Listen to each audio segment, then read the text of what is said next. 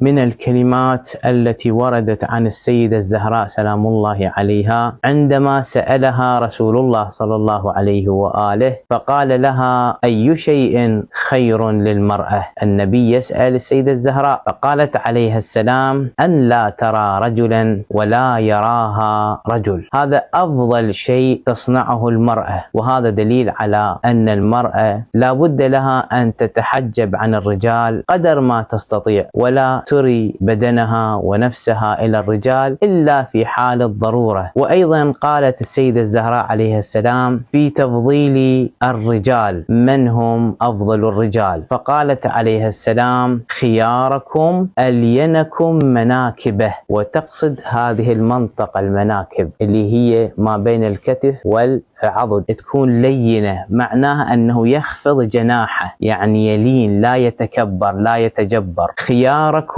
ألينكم مناكبه وأكرمهم لنسائهم. وأيضا من كلمات السيدة الزهراء سلام الله عليها في فضل مقام الأم، قالت عليها السلام مخاطبة لأحدهم: الزم رجلها لأمك فإن الجنة تحت أقدامها. وأيضا فيما روي عن السيدة الزهراء سلام الله عليها في إيثار الضيف، وأقصد بالإيثار أنه الإنسان يقدم ما لديه مع الحاجة إليه، يعني يكون بحاجة إلى هذا الطعام وإلى هذا الزاد ومع ذلك يقدمه إلى الآخرين. ففي الرواية أن رجلا جاء إلى النبي صلى الله عليه وآله فشكى إليه الجوع، فقال رسول الله صلى الله عليه وآله: من لهذا الرجل الليلة من يعطيه؟ فقال علي عليه السلام: أنا له يا رسول الله، أنا أعطيه، هو ضيفي هذه الليلة. فأتى فاطمة عليه السلام فقال لها: ما عندك